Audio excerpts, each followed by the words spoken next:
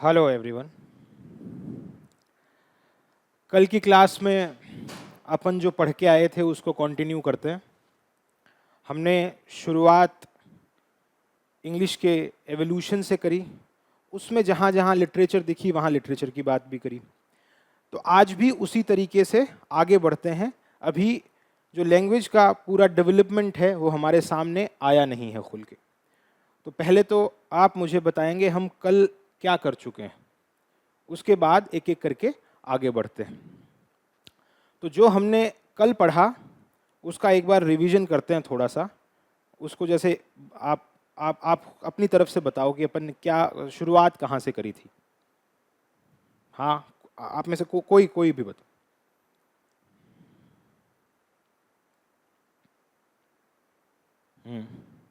British literature.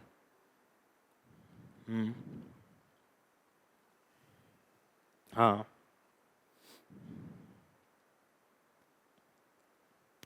देखिए हमने primary तौर पे जो 3 चीज़ें पढ़ी थी उसमें पहली बात तो ये थी,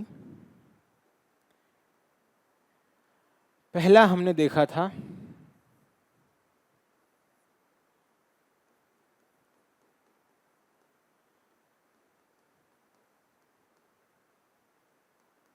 ब्रिटिश लिटरेचर।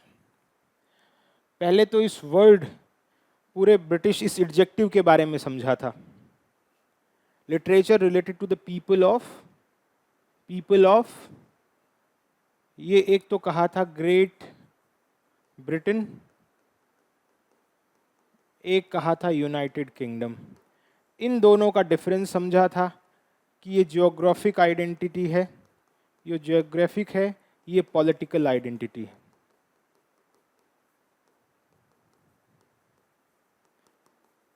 इन पॉलिटिकल और जियोग्राफिक आइडेंटिटी के बीच फर्क समझा था। यूके में 4 कंट्रीज, ग्रेट ब्रिटेन में 3 एज ए आइलैंड अपन को दिखती हैं। कौन कौन सी थी, अपन ने क्या क्या बात करी थी? हाँ, एक तो अपन ने 3 कंट्री इंग्लैंड में ही, ग्रेट ब्रिटेन में इंग्लैंड, वेल्स और स्कॉटलैंड, ये खुद ही एक आइलैंड है, इसमें 3 देश हैं। फिर आयरलैंड अलग से एक द्वीप है, टापू है, तो उसको अलग कंट्री, फिर इसे पॉलिटिकल आइडेंटिटी में यूके में शामिल किया जाता है। इन चीज़ों पे बात करी।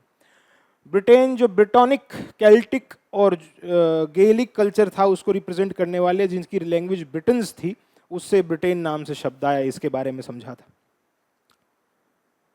अब आपने इसके बाद अगली कड़ी में अपन ने एक बात करी थी ओल्ड इंग्लिश की।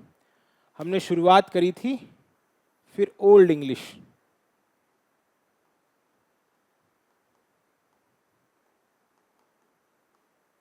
जिसे हमने एंग्लो सेक्शन कल्चर के हिसाब से समझा था। और इस ओल्ड इंग्लिश का टाइम पीरियड हमने देखा था 450 एडी से 1066 एडी तक, ये बात करी थी।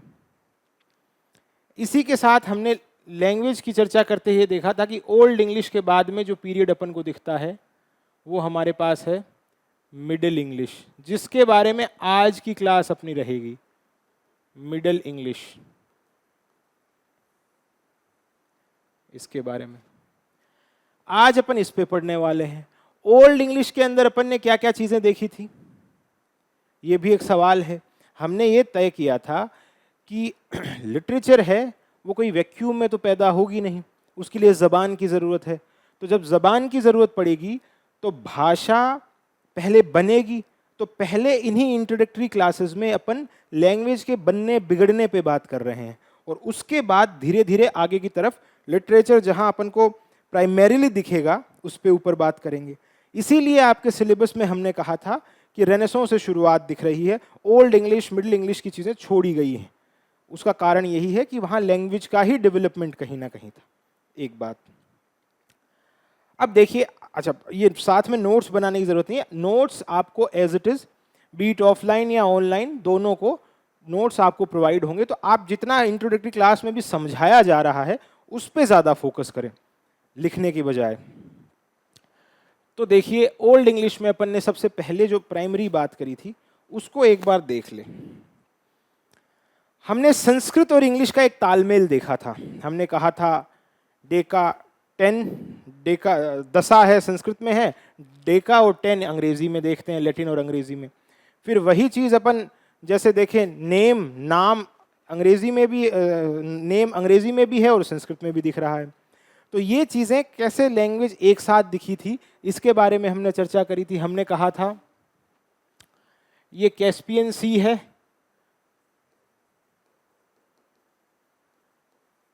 इसके आसपास रशिया,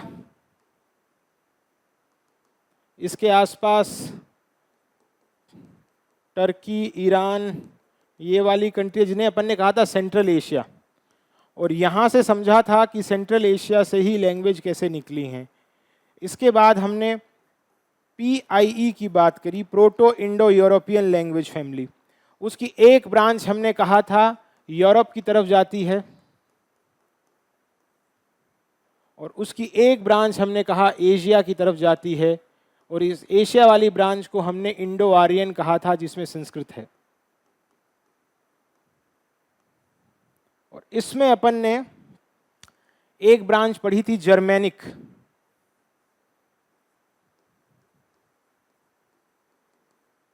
आगे दूसरी ब्रांच आज अपन पढ़ेंगे इसी क्लास के अंदर चर्चा करते वक्त।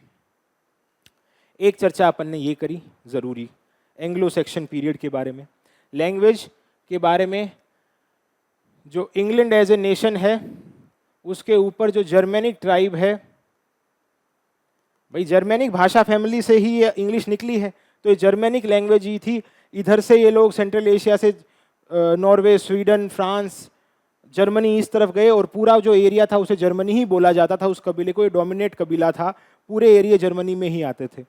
तो यहाँ से हमने ये लैंग्वेज, ये लोग क्या करते हैं ये समझा था कि ये इन्वेड करते हैं इंग्लैंड के एरिए को। ये वेल्स, स्कॉटलैंड, ये आयरलैंड, इसको इन्वेड करते हैं। तो जो केल्टिक और गेलिक कल्चर था वो तो खत्म हो ही रहा है। इन लोगों पे जर्मेनिक पहले जो अटैक कर चुके हैं, अब अटैक कर चुके हैं, उनसे पहले रोमन्स थे। तो यहाँ पहले लैंग्वेज का बेस लैटिन था, उसके बाद ये एंग्लो सेक्शन आने के बाद जर्मेनिक और हो गया है। तो जर्मेनिक जो लैंग्वेज है उस ब्रांच में अंग्रेजी अब बनना शुरू हो गई है। मिश्रण लैटिन भी है, और इस कबीले के पास भी, इंग्लैंड के पास भी अपनी ज़बान थी, इधर जर्मनी वालों ने इन्हें अपनी ज़बानें इस तरह दी। तो शुरुआत अपन ने इन्हीं चीज़ों से समझने की कोशिश करी थी। एज ए रिवीजन अपन इसको थोड़ा थोड़ा हल्का हल्का देख रहे हैं। उसके बाद हमने जब लैंग्वेज को समझ लिया था, फिर इस एंग्लो सेक्शन को अपन ने 3 फेजेस में बात करी थी, इसके खासकर लिटरेचर के तौर पे।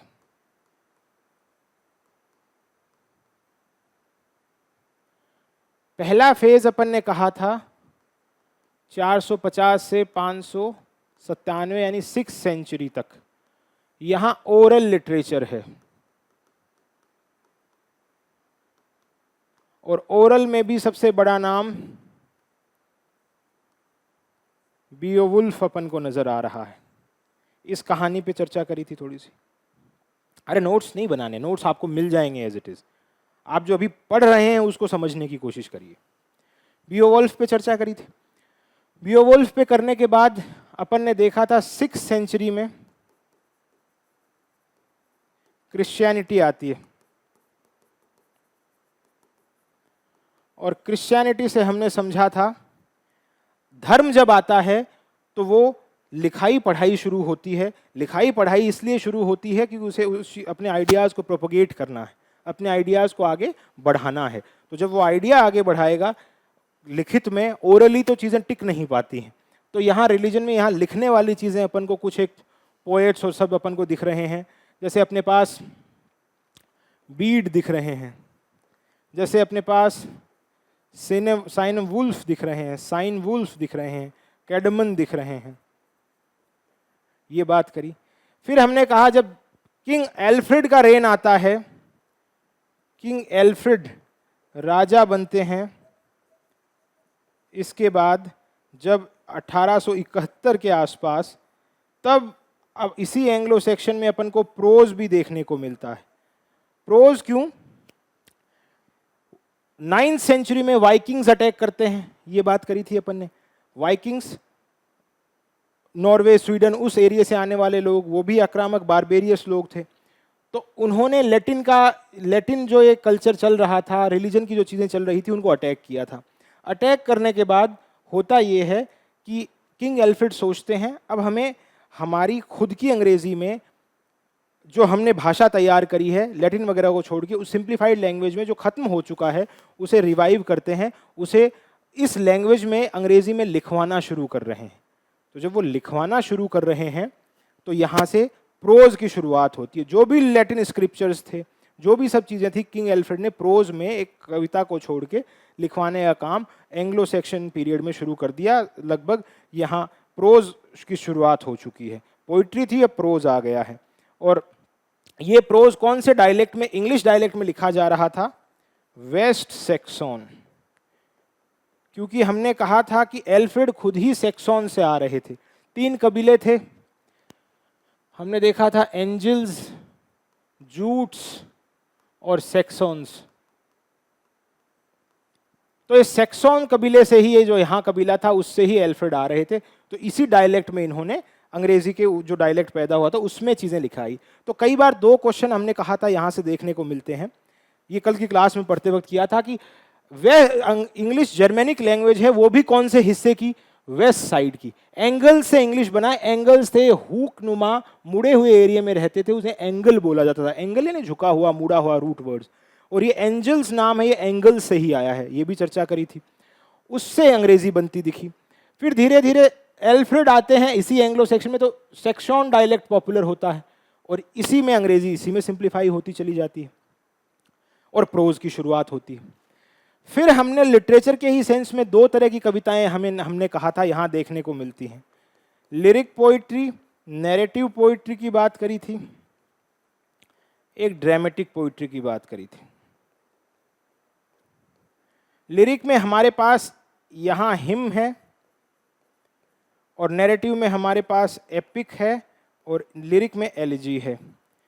तो हमने कहा था लिरिक पोइट्री में एलिजी और हिम यहाँ पॉपुलर हो रही हैं और नैरेटिव में एपिक पोइट्री पॉपुलर हो रही है। ड्रामा यहाँ इस एज में था नहीं, उसका रीज़न था उन लोगों के पास इतना वक्त नहीं था स्टेज बनाने के लिए और चीज़ें करने के लिए, क्योंकि वो नॉमिड्स थे, घूमते थे इधर उधर। कहन कविताएं ये सब थी और कविताओं की जो अलग अलग जॉनरा है उसके बारे में समझा था।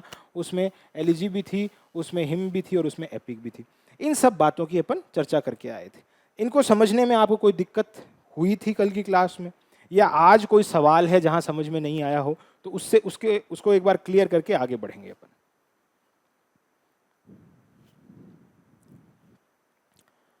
दो सवाल सबसे मेजर यहां बन रहे हैं, वो देखिए। एक तो ये अंग्रेजी कौन सी जो लैंग्वेज है उससे निकली है, तो जर्मेनिक लैंग्वेज से। इंडो यूरोपियन में जर्मेनिक एक शाखा है, उस जर्मेनिक से अंग्रेजी निकली है, ठीक है। और उस जर्मेनिक में भी कौन सी से? वेस्ट जर्मेनिक से, क्योंकि ये सारे ट्राइब थे ये वेस्ट जर्मनी से ही आ रहे थे, वेस्ट वाले हिस्से, तो वेस्ट जर्मेनिक। एल्फ्रेड के टाइम पे वेस्ट सेक्शन डायलेक्ट जो वेस्ट जर्मेनिक का ही हिस्सा है वो पॉपुलर हुआ। आगे जाके एंग्लो नॉर्मन पढ़ेंगे तो कोई दूसरा डायलेक्ट पॉपुलर होगा।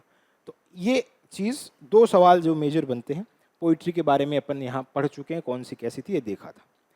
इसके नोट्स जैसे मैंने कहा आपको अवेलेबल हो जाएंगे। अब एंग्लो नॉर्मन के बारे में बात करते हैं, आज नए सिरे की तरफ बढ़ते हैं। ये एंग्लो नॉर्मन्स कौन थे? नॉर्मन्स कौन है, क्या लोग हैं, क्या ताल्लुक है इनका, इसके बारे में बात करते हैं थोड़ी सी। अब देखिए, कल हमने ये कहा था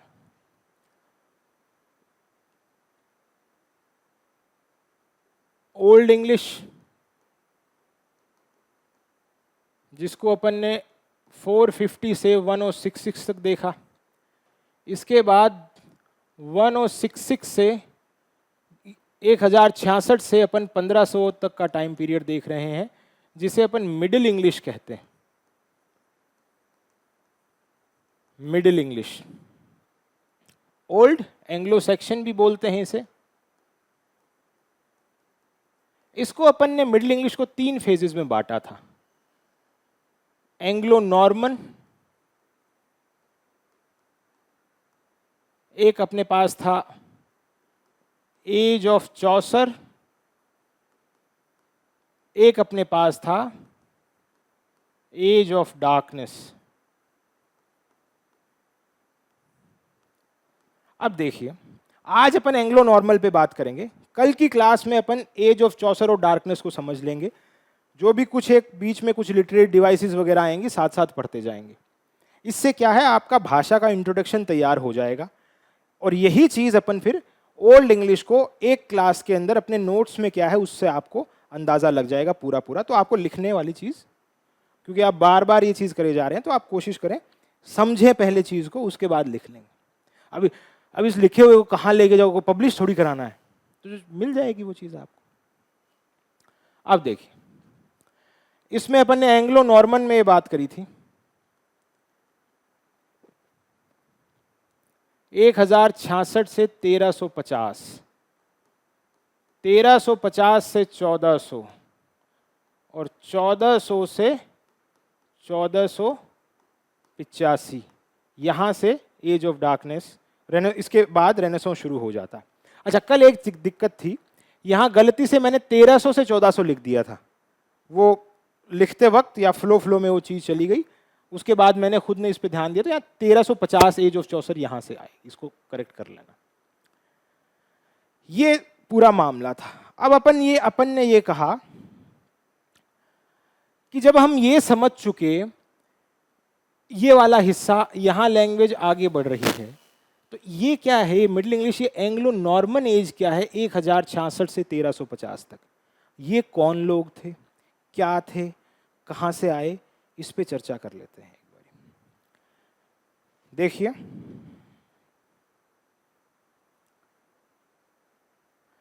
हमने कल ये बात करी थी आपके पास,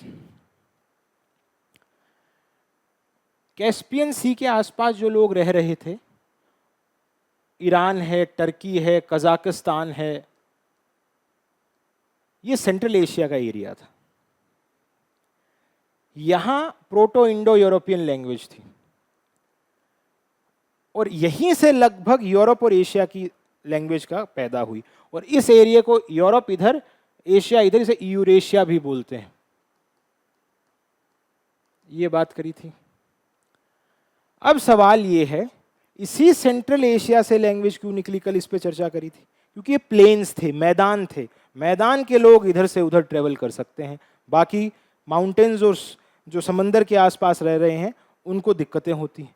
तो लैंग्वेज यहाँ जो पैदा हुई वही इधर उधर ट्रेवल हुई, इसीलिए संस्कृत के और अंग्रेजी के, हिंदी के शब्द हैं वो मिलते हुए नजर आते हैं। उसकी भी एक अपन ने टेबल से चर्चा करी थी, बात करी थी। ठीक, अब मैंने कहा था यहां से दो लैंग्वेज ट्रेवल हुई, यहां से एक तरफ यूरोप की तरफ एक शाखा आई, एक तरफ एशिया की तरफ एक शाखा आई। एक शाखा अपन ने पढ़ी जर्मेनिक, जिसके अंदर 3 लैंग्वेज आती, एक तो खुद जर्मनी की भाषा है, एक इंग्लिश है और एक डच है। ये सवाल आपसे परीक्षा में पूछा जा सकता है कि जर्मेनिक लैंग्वेज में खास तौर पे लैंग्वेज के एवोल्यूशन में 3, अपन को यूजीसी नेट में कई बार ये सवाल ऐसे आते भी हैं, 3 भाषाएं कौन सी दिखती हैं जर्मेनिक में, खुद जर्मेनिक है, इंग्लिश है और डच है। दूसरी एक शाखा यहां से और निकली थी, उसे कहा गया था इटैलिक। इटैलिक मतलब इटली से रिलेटेड। इटली से रिलेटेड क्या होगी, रोमन एम्पायर से रिलेटेड क्या होगी, रोम से रिलेटेड क्या होगी, लैटिन। इस लैटिन से कुछ एक लैंग्वेज बनती है, फिर कैसे बनेंगी। हमने कहा 2 शाखाएं सेंट्रल एशिया से प्रोटो इंडो यूरोपियन भाषाओं से निकली, प्रोटो इंडो यूरोपियन भाषाओं से निकली। एक शाखा जर्मेनिक है, दूसरी हमने कहा लैटिन है, इटैलिक लैंग्वेज है। अब ये जो लैटिन लैंग्वेज है, इसकी एक बात थी, हाई क्लास की जबान, राजा इसे बोल रहे हैं, जूलियस सीजर इसको यूज कर रहे हैं, मगर जो सोल्जर्स थे, जो मर्चेंट थे, उनके साथ दिक्कत थी। वो लैटिन तो बोलते थे मगर उसे कहा था वल्गर लैटिन।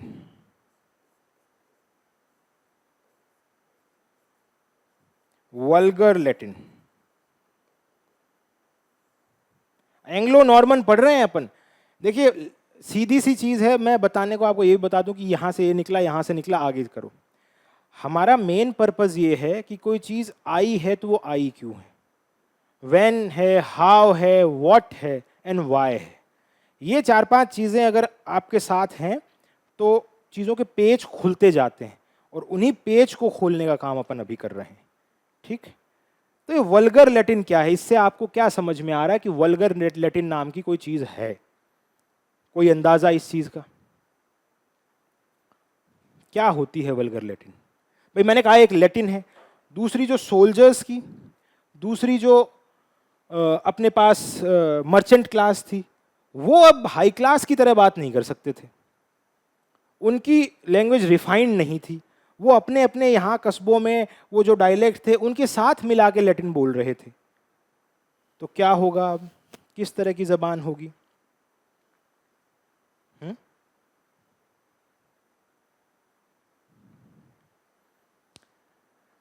वल्गर लैटिन में कौन सी भाषाएं आएंगी? फ्रेंच आएगी, पोर्चुगल आएगी, और जो भी इटैलिक लैंग्वेज डायलेक्ट से निकली है वो आएगी। तो यहां फ्रेंच और पोर्चुगल सबसे इंपॉर्टेंट है। ये लैंग्वेज क्या हुई? वल्गर। अब जो सोल्जर था दूसरी जगह गया, फ्रांस के कबीले की तरफ आया, उसने लैटिन का भी उसके पास बेस था और अपने वहां के डायलेक्ट भी थे। फ्रांस में आया तो वो फ्रेंच बन गई फिर एक भाषा। तो इन्हीं फ्रेंच, इन्हीं नॉर्मन्स ने इंग्लैंड को 1166 में अटैक किया था। ये देखिए, यही बात मैं बताने की आपको कोशिश कर रहा था। ये मैप है, पहले अटैक हो रहे थे वो नॉर्थ सी, ये नॉर्थ सी है, वो इस एरिया से हो रहे थे। यहां पूरा जर्मेनिक था मामला, ऐसे ये। अब देखिए जो अटैक है वो नॉर्मैंडी नाम की जगह से होगा, यहां फ्रेंच बोली जा रही है। सवाल, फ्रेंच कौन सी भाषा? Romance language. रोमांस लैंग्वेज में कौन सी लैंग्वेज? इटैलिक। जैसे ये अपने पास इटैलिक लैंग्वेज थी, ठीक है। लैटिन, लैटिन में का अपभ्रंश जो भी चीजें थी जो सीख नहीं पाए लोग, उन्होंने क्या यूज करना शुरू किया? Vulgar Latin. वल्गर लैटिन में जो भाषाएं निकली उन्हें, जैसे फ्रेंच और पोर्चुगल, इन्हें रोमांस लैंग्वेज बोलते हैं। तो यहां रोमांस का मतलब प्यार मोहब्बत से नहीं, रोमांस लैंग्वेज से मतलब है, जो इटैलिक की ही शाखा है और जो उसकी रूट जाती है इटैलिक के पास, और इटैलिक में वल्गर लैटिन, और वल्गर लैटिन को ही रोमांस लैंग्वेज बोलते हैं। तो यहां से इन भाषाओं की आपको फ्रेंच की उत्पत्ति दिख रही है। फिर इसी फ्रेंच ने, हमने कहा इन लोगों ने इंग्लैंड पे अटैक किया। इसकी छोटी सी कहानी देख लेते हैं। बैटल ऑफ हेस्टिंग का आपने नाम सुना होगा, सुना? क्या था बैटल ऑफ हेस्टिंग? थोड़ा बहुत कुछ अंदाजा?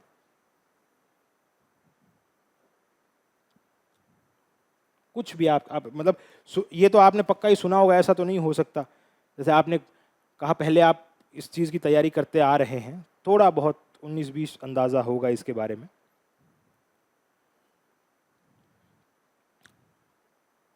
अभी अपन ने जो यहां चर्चा करी वो समझ में आया? क्या समझ में आया उसमें?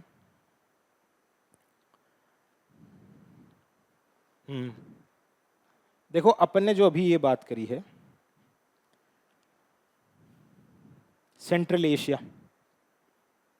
सभी जबानें यहां से निकली, पूरी की पूरी लैंग्वेज। सेंट्रल एशिया में प्रोटो इंडो यूरोपियन जो शाखा है, भाषाएं लगभग एशिया और यूरोप की यहां से निकली। 2 ब्रांच इधर जा रही हैं, एक संस्कृत इधर दिख रही है। पहली कल अपन पढ़ के आ गए जर्मेनिक लैंग्वेज, इंग्लिश की चर्चा करी, एंगल्स, एंजल्स, जूट, सेक्शन नाम से, उसी एंगल से इंग्लिश बना, ये बात करी थी। आज दूसरी शाखा इटैलिक है। इटैलिक में लैटिन भाषा थी जो रोम की तरफ गई, और इसे इसमें सोल्जर मर्चेंट क्लास बोल नहीं सकते थे पूरी तरह, तो अपने डायलेक्ट मिलाए उन्होंने, उसे वल्गर लैटिन या रोमांस कहा गया। यानी रोम के आसपास से जो रोमन्स जिसे बोल रहे थे, रोमन्स हाई क्लास तो लैटिन बोल रहे थे, दूसरी क्लास के लोग रोमांस लैंग्वेज बोल रहे थे, वो इधर उधर फ्रांस की तरफ गए, वो सोल्जर मर्चेंट। अब एक बात बताइए, जब कबीलाई लोग थे, इनके पास कोई सरकारी नौकरी तो थी नहीं, तो जब सरकारी नौकरी नहीं थी तो ये कहाँ जाएंगे?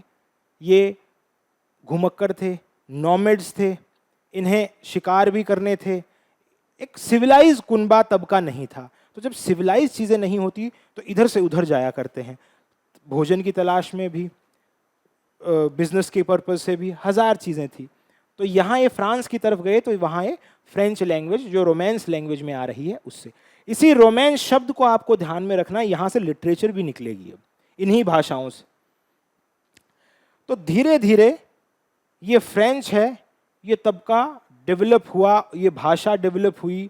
ये भाषा जब डेवलप हुई, सब चीज़ें बेहतरी से चल रही थी, तो यहाँ एलीट क्लास, फ्रांस एक प्रॉस्परस नेशन माना जाता था, कोई कमज़ोर देश नहीं था, और इसकी खुद की भाषा भी बन ही चुकी थी एक तरीके से। अब एक कहानी सुनिए छोटी सी। यहाँ पे लंदन में, इंग्लैंड में अटैक हो रहा है। वो अटैक क्या हो रहा है, उस अटैक के बारे में बात करते हैं।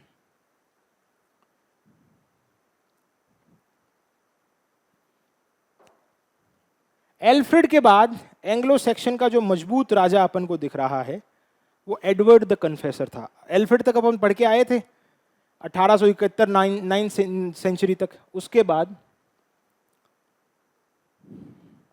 अपने पास है एल्फ्रेड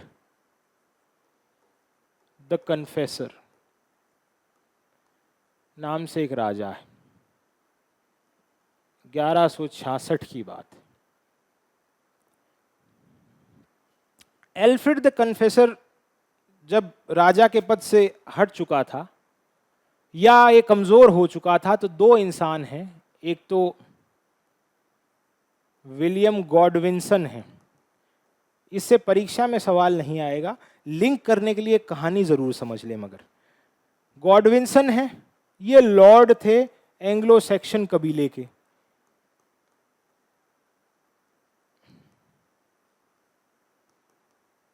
विलियम। अब इस कहानी में देखिए, अक्सर राजा महाराजा और ये सब चीज़ें दिखती हैं, इनमें ना तो कोई आपसी ऐसे सच रिश्ते हुआ करते थे, जो भी स्ट्रगल था वो पूरा का पूरा पावर का स्ट्रगल था। तो यहां भी इस कहानी में आपको पावर स्ट्रगल दिखेगा। William of Normandy, William of Normandy, इसने, ये फ्रांस का एक लॉर्ड था, फ्रांस का एक उच्च कुल का एक कहें नवाब था, साहूकार था।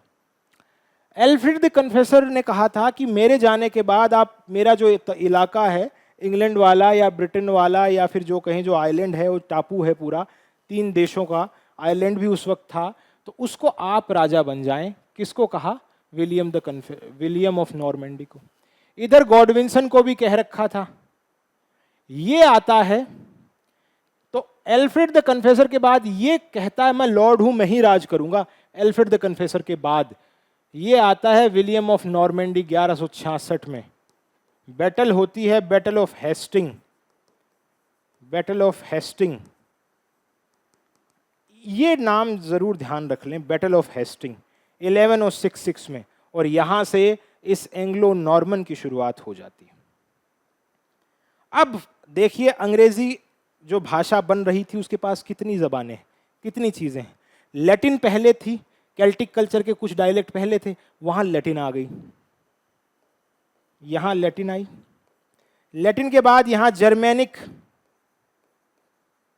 एंग्लो सेक्शन की भाषा भी थी, ओल्ड इंग्लिश जिसे अपन कह रहे हैं वो भी है, और अब यहां फ्रेंच और आ गई है।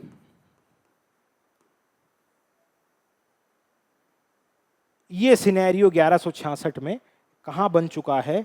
उस टापू, उस द्वीप पे बन चुका है। अब लैंग्वेज और डेवलप होना शुरू होगी। कैसे? अब 3 तरह की अपन को यहां चीजें दिखती हैं। एक तो एलीट क्लास,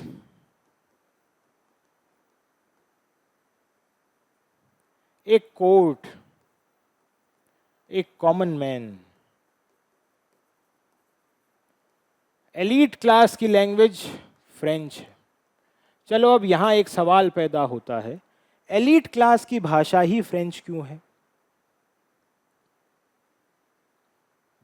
क्या रीजन है? देखिए होता क्या है, जो राजा होता है, जिसके पास सत्ता होती है, उसकी अपनी जबान भी होती है। अगर वो जिनको डोमिनेट कर रहा है उसकी जबान में बात करने लग जाएगा तो उसका पावर, फूको बात करते हैं पावर, पावर इज एवरीवेयर। जैसे हमारे जीजेन का ही मोटो नॉलेज इज पावर, तो हर जगह पावर है, तो उसका पावर सेंटर खत्म होने लगेगा, इसलिए वो अपनी ही जबान में बात करवाएगा, उसी को फ्लरिश करेगा कहीं ना कहीं। मगर साहब दिक्कत ये है कि ये लोग कोई बाहर से तो राज कर नहीं रहे थे। ये तो कहा नहीं था विलियम द कॉन्करर ने कि मैं यहां फ्रांस में बैठा हूं तो आप देखते रहो। ये फ्रांस के लोग भी तो यहां आए थे, तो लैंग्वेज आपस में मिलेंगी भी। कितना रोकोगे लैंग्वेज को? भाषा आप रोक नहीं सकते। तो जहां ओल्ड इंग्लिश है वो फ्रेंच से मिलेगी ही मिलेगी। अब ये जो कोर्ट की जबान थी वो लैटिन थी। जैसे अपने यहां पे मुगल्स रहे, फारसी आई, कोर्ट में जितने भी टर्म हैं वो सारे के सारे शब्द हैं वो पर्शियन या फारसी के अपन को दिखते हैं। फारसी उर्दू का मिक्सचर है, अर्दली है या नायब है, जैसे सूबेदार है, ये सब पारसी के शब्द हैं सारे के सारे। तो ये लैटिन है, कोर्ट की भाषा थी। कॉमन मैन अंग्रेजी बोल रहा था। इसे निचले तबके की जो अंग्रेजी आज अपन जिसका ऐसे पूरा माहौल उठा रखा है, क्योंकि लैंग्वेज इकोनॉमी के साथ चलती है, जितनी बड़ी इकोनॉमी होगी वो बढ़ेगी। इन लोगों ने डोमिनेट किया तो अंग्रेजी सुपर बन गई। अब देखिए इस अंग्रेजी को कोई पूछ ही नहीं रहा था। अंग्रेजी जो बोल रहा था उसे क्या कहता था कि बेवकूफ सा आदमी है, इंग्लिश में बात कर रहा है। बात कौन करता था? या तो आप लैटिन है, ठीक ठाक है, कोर्ट वगैरह में काम आएगी, एकेडमिक्स की तरफ भेज दिया लैटिन को, ऊपर फ्रेंच, एलीट हाई क्लास की लैंग्वेज। तो इस तरह लैंग्वेज का एक क्रम चलता हुआ अपन को दिखाई दे रहा था। अब जो समझने वाली बात है, हमें खुद को नहीं मालूम होगा, बहुत से शब्द ऐसे हैं हमारे पास जो हम अंग्रेजी में भी काम में ले रहे हैं, कहीं ना कहीं हिंदी तक भी आ गए हैं, और आज तक राजस्थान में अपन मारवाड़ी या अलग अलग अपने जो जगहों पे अपन भाषाएं बोल रहे हैं वहां तक आ गए हैं। कुछ एक शब्द हैं उनको देखते हैं जो लैटिन से आए हैं।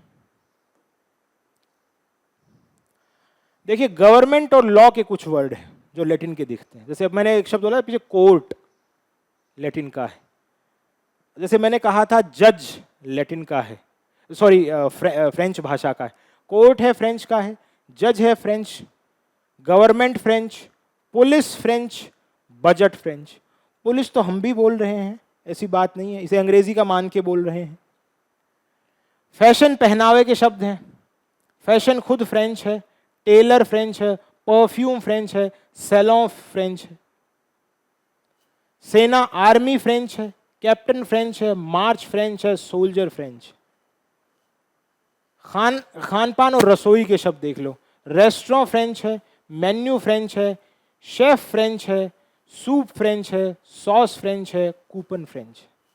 कितने सारे शब्द हैं जो अपन, तो यही यहाँ एक चीज और समझने वाली कायदे की है, वो ये कि भाषा को आप ये कह के नहीं छोड़ सकते जो प्योरिटी का कॉन्सेप्ट है कि हिंदी हिंदी ही बोलेंगे, अंग्रेज अंग्रेजी ही बोलेंगे, या फिर मैंने कहा सेंट्रल एशिया से ज़बानें आई, आपको पता, हम और आप थे ही नहीं, हमारे पीछे हमारे डीएनए में क्या है हमें पता ही नहीं। अब यातायात, ट्रेवल के, ट्रांसपोर्ट के जो साधन, ट्रेन फ्रेंच का है, टिकट फ्रेंच का है, गैरेज फ्रेंच का है, मशीन में मशीन फ्रेंच का है, इंजीनियरिंग बहुत सारे, इंजीनियर भी फ्रेंच भाषा का शब्द है। अब एक चीज और देखते हैं अपन, आपने और हमने ये नाम बहुत सुने, रेस्टोरेंट, एक हमने सुना है होटल, एक हमने सुना है मोटेल, एक हमने सुना है लॉज, एक हमने सुना है कैफे, एक हमने सुना है रिजॉर्ट। इसको ऐसे लिख देते हैं, मोटेल, रिजॉर्ट, लॉज, कैफे, इन। अगर इन दो नामों को छोड़ दूं, ये अमेरिकन इंग्लिश से आया है और ये इन है, ये ओल्ड इंग्लिश से आया है। बाकी सारा का सारा मामला फ्रेंच है। यहां रेस्टोरेंट फ्रेंच है, होटल फ्रेंच है, मोटेल अमेरिकन है, रिजॉर्ट है, लॉज है, कैफे है, सारे फ्रेंच। अब एक बात बताओ, इन सब में फर्क क्या है? रेस्टोरेंट क्या है, मोटेल क्या है, लॉज क्या है, रिजॉर्ट क्या है, कैफे क्या है? सब जगह जाते हैं अपन, इनका अलग अलग तरीके से पर्पस भी दिखता है। वो पर्पस क्या है? जैसे आपने देखा होगा हर जगह इसका पर्पस नजर आएगा, तो पर्पस आपको क्या दिखता है? क्या पर्पस है? खाने का पर्पस है। खाने का पर्पस तो सब, खाने का तो हर जगह दिख जाएगा आपको, कुछ और भी स्पेसिफिक हो सकता है। जैसे रेस्टोरेंट है, यहां सिर्फ खाने का है चीज। होटल है, यहां स्लीप प्लस फूड दोनों है, ठीक है। और जैसे 5 स्टार होटल हैं, इस तरह के हैं, वहां आपको स्विमिंग वीमिंग सब लग्जरी सब चीजें हैं। यहाँ मोटेल क्या है? ये वर्ड बना है मोटर प्लस होटल से। अमेरिकनाइजेशन जब चीजों का बढ़ा, ठीक है, जिसे जिसे आज की भाषा में अपन ग्लोबलाइजेशन कहते हैं, वो एक्चुअल में अमेरिकनाइजेशन ही है चीजों का। अमेरिका का कल्चर ही हर जगह है। तो वहां ट्रांसपोर्ट के जब लोग ट्रेवल कर रहे होते थे, तो जो ट्रक ड्राइवर थे या सड़क के किनारे जो चीजें बनी हुई होती थी उनके स्टे के लिए, उसे मोटर प्लस होटल, मोटेल नाम पड़ता है। एक रिजॉर्ट,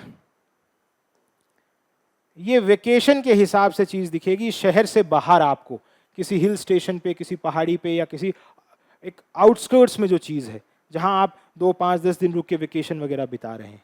एक है लॉज। लॉज आप ऐसे मान सकते हैं, होटल वगैरह ये सब चीजें तो थोड़ा मिडिल क्लास हाई क्लास की बात।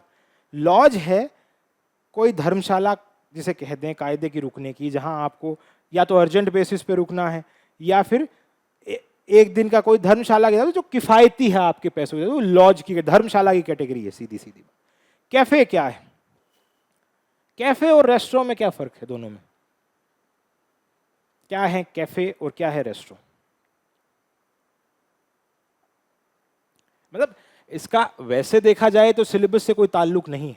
फ्रेंच शब्द आए तो ये चीज अपन डे टू डे लाइफ में यूज कर रहे हैं, तो उस यूज के हिसाब से अपन चीजों की बात करते नजर आ रहे हैं। तो लॉज, कैफे। कैफे खाना एक तो आपका जो आप मेन कोर्स, दूसरा आपके पास जैसे भी आप फास्ट फूड वगैरह जो भी खा रहे हैं वो कैफे प्रोवाइड करवा रहा है। एक है इन। इन पुराने वक्त में हुआ करती थी, इसका ट्रांसलेशन अपन सराय समझते हैं। नीचे रुकने की जगह, ऊपर शराब खाना हुआ करता था। जैसे इस इन का जिक्र आएगा कैंटरबरी टेल्स पढ़ते वक्त चौसर का, टेबार्ड्स इन, वो जो टेबार्ड्स इन थी वो एक सराय थी जहां पिलग्रिम्स हैं वो रुके हुए हैं। तो ये इन, ये एक पूरी तरीके का स्ट्रक्चर इस तरीके से हुआ करता है। तो अपन ने यहां मोटा मोटी फ्रेंच भाषा के बारे में ये वाली चर्चा करी। अब हमारे समझने की बात यहां क्या है कि इसमें कुछ लैंग्वेज का भी 19-20 चीजें हुई होंगी। ये लोग आए तो लैंग्वेज कैसी क्या बदली, क्या लैंग्वेज में बदलाव और देखने को मिले आपको, तो थोड़ा सा उसके बारे में अपन बात करते हैं। तो यहां एक चीज क्लियर हुई, जो इंग्लिश लैंग्वेज है ये इंग्लिश है।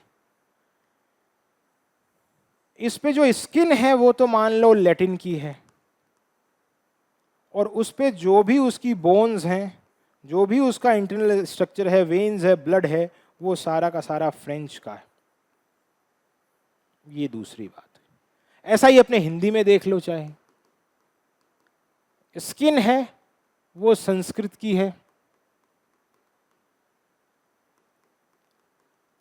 और बाकी जो चीरा जो अंदर का जो अपन देखें, वेन है, बोन्स हैं, इंटरनल स्ट्रक्चर पूरा है, वो कहीं ना कहीं उर्दू, हिंदी, संस्कृत मिला मिलू के सब चीज़ें देखने को मिलती। तो यही लैंग्वेज की खूबसूरती है, यही लैंग्वेज की अपने पास कहीं ना कहीं खास बात है। अब फ्रेंच भाषा में एक लैंग्वेज ने अंग्रेजी को क्या दिया लिटरेचर के हिसाब से, अभी लैंग्वेज के सेंस में अपन जैसे समझें तो कोई अंदाजा? जैसे मैं एक शब्द लिखूं यहां, मीटर।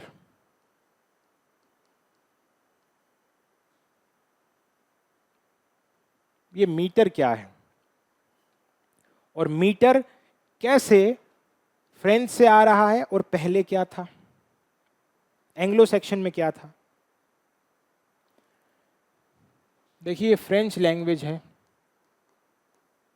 ये आपके पास एंग्लो सेक्शन है,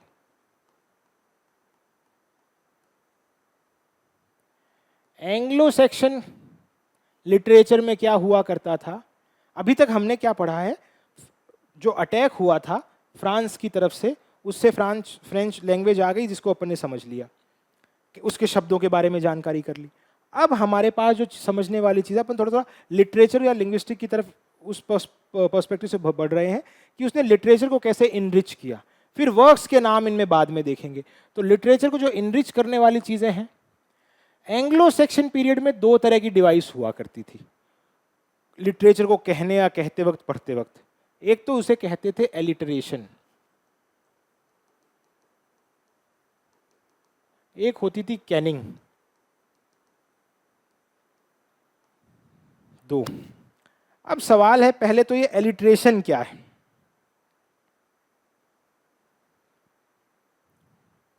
क्या चीज है एलिटरेशन? और दूसरा सवाल इसी के साथ है कि एलिटरेशन है तो वो क्यों था उस वक्त? कोई दूसरी डिवाइस भी, कोई दूसरा फिगर्स भी यूज कर सकते थे, वो भी मीटर यूज कर सकते थे, वो उन्होंने क्यों नहीं किया? क्या रीजन थे? देखिए एलिटरेशन है, ये हार्ट बीट या हमारी ब्रीदिंग के सबसे क्लोज होता है। ये डिवाइस एंग्लो सेक्शन पीरियड में थी, एंग्लो नॉर्मन में मीटर आ गया था।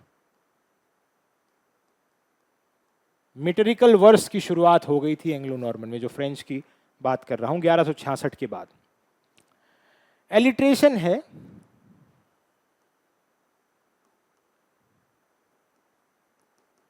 repetition of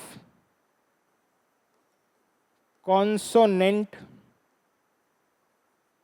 sounds in the nearby words. Nearby words. Consonant sound, जो व्यंजन की ध्वनियां हैं साथ साथ के शब्दों में जब मिलती दिखें, उसे अपन एलिट्रेशन कहते हैं। जैसे कोई एग्जाम्पल आपके ध्यान में आ रहा हो, जैसे शेक्सपियर ने कहा फेयर इज फाउल और फाउल इज फेयर। ये क्या है? ये ध्वनि, ये ध्वनि, ये ध्वनि, ये ध्वनि साथ साथ व्यंजन की ध्वनियां हैं, वो क्या है? रिपीट हो रही हैं, तो उसे अपन एलिट्रेशन कहते हैं। ये एंग्लो सेक्शन पीरियड में था, क्योंकि कोई टेक्निक कविताओं की बनी नहीं थी। जैसी हार्ट बीट थी, जैसी ब्रीदिंग थी, उसी हिसाब से एक सिस्टम एलिट्रेशन का, इसी तरह के शब्द वो यूज करने लगे। इसका कारण आप जैसे इसको ऐसे भी समझे, छोटा बच्चा है, वो लोरी से सोता है या उसके पीठ पे थप थप से मारा जाता तब सोता है। अब क्या रीजन है, उसने ये चीज कहाँ सीखी होगी कि ऐसा करने पे ही ये चीज हो। तो जब वो पैदा होने से पहले अपनी मां के साथ था तो उसने अपनी मदर की हार्ट बीट सुनी थी। उसने उस वूम में एक एक गहरा एक एको सुना था, तो वो लोरी भी सुनता है और वो उस थप थप बीट को भी सुनता है। तो उसने जैसे डेवलप किया वैसे ही एंग्लो सेक्शन के हिसाब से भी ये चीजें वैसे ही हो रही थी। इसीलिए fair is foul, foul is fair, उस वक्त जो हार्ट बीट और ब्रीदिंग से सिस्टम था वैसे ही अपने कहीं ना कहीं ये चीज है, एलिट्रेशन पैदा हुई। आप ढूंढ लो, स्वर और व्यंजन खुद ऐसे ही पैदा हुए हैं प्रकृति की आवाजों में और ऐसे सब चीजों को ढूंढ के। अब यहां जिक्र आया, आपके एक दिक्कत हो रही, कॉन्सोनेंट क्या है। कॉन्सोनेंट सीधी भाषा में कहें तो हमारे पास व्यंजन है, व्यंजन की ध्वनि है, व्यंजन है सारे वो कॉन्सोनेंट। व्यंजन कितने हैं देखिए, अंग्रेजी में 21 लेटर हैं जो व्यंजन को रिप्रेजेंट कर रहे हैं और इसकी 24 इसके साउंड्स। और हिंदी के हिसाब से समझें, कै से लेके है तक लास्ट है वो सारे व्यंजन ही। स्वर हैं वो 5 लेटर हैं और उसके 20 साउंड हैं स्वर के, जिसे वाल साउंड, वाल लेटर्स कहते हैं अपन। तो ये इसलिए ये सिस्टम यहां एलिट्रेशन था एंग्लो सेक्शन में। एक चलता था एंग्लो सेक्शन में कैनिंग। अरे लिखना नहीं है, लिखना आपको नोट्स इसके प्रोवाइड हो जाएंगे, लिखने की जरूरत नहीं। कैनिंग क्या है, कंपाउंड वर्ड्स होते थे, ये एंग्लो सेक्शन में देखने को मिल रहे हैं। कंपाउंड वर्ड्स क्या है, जैसे मैं कहूं बियोल्फ में नाम आता वेल रोड, वेल रोड एक जैसे candle of sky, well road क्या है, वेल मछली है, उसके जाने की सड़क यानी कि सी, समंदर की बात करी गई है। कैंडल ऑफ स्काई, आसमान की मोमबत्ती, सन। तो इस तरीके से कंपाउंड्स बनाए जा रहे हैं। कैन एंग्लो सेक्शन अंग्रेजी में, ओल्ड इंग्लिश में, उसकी वजह थी कि लैंग्वेज सिंप्लीफाइड नहीं थी। भाषाएं पहले जटिल होती हैं फिर सरल की तरफ आती हैं, तो वो सरलीकरण था ही नहीं चीजों का। ये बात करी अपन ने। फ्रेंच में अब मीटर की बात होगी, ये अपन ने एंग्लो सेक्शन के बारे में समझी चीज थोड़ी सी कि डिवाइसेस कैसी थी। यहां डिवाइस आपको मीटर दिख रही है, प्रोसेडी है उसको थोड़ा आप समझते हैं।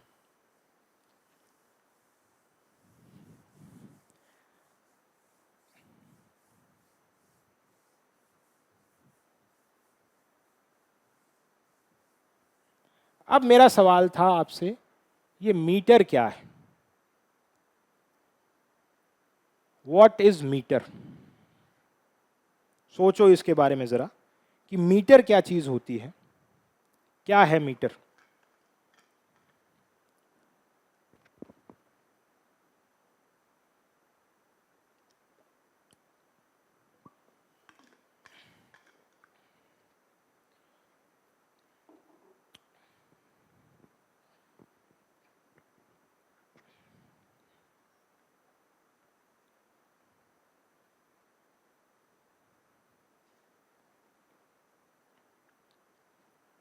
जैसे एक इसके साथ नाम और लिख दूं, छंद, या उर्दू में लिख दूं बहर।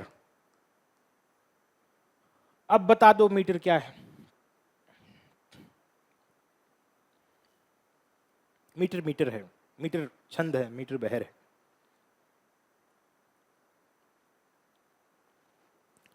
देखिए मीटर है मेजरिंग यूनिट ऑफ रिदम।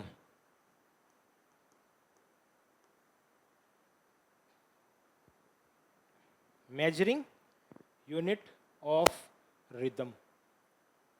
ये मीटर हम इसलिए पढ़ रहे हैं क्योंकि एंग्लो नॉर्मन पीरियड में इस मीटर की कहीं ना कहीं शुरुआत हो चुकी थी अपने यहां पे।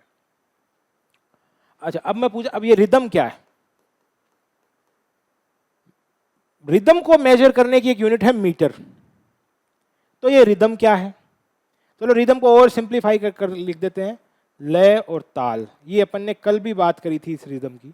अब ये लय और ताल क्या है, ये भी एक सवाल है।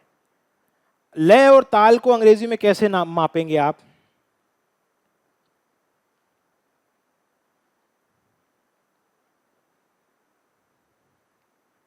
कैसे मापेंगे?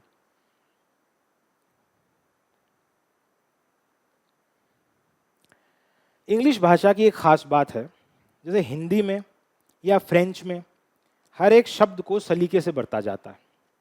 हर एक वर्ड का अपन स्ट्रॉन्ग, वीक अंग्रेजी में ऐसे ढूंढते हैं, हिंदी में हर एक चीज को पूरा पूरा बोला जाता है। यहां स्ट्रॉन्ग और वीक की का चलन है। तो ये रिदम क्या है? Regular succession of strong and weak sound.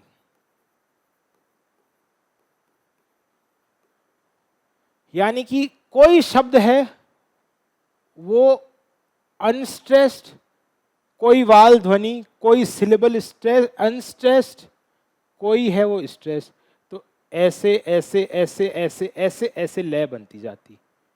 तो इसको नापने की एक इकाई होती है मीटर। और ये मीटर वगैरह उसी वक्त में कहीं ना कहीं आपके सामने देखने को आ जाते हैं फ्रेंच में। अब एक सवाल आपसे परीक्षा में इस सिस्टम से पूछा जा सकता है, मीटर और इन सब से, वो क्या है? फ्रेंच में जो मीटर चलता है वो है सिलेबिक, ये भी समझेंगे क्या है। और इंग्लिश में जो मीटर चलता है वो है एक्सेंचुअल मीटर।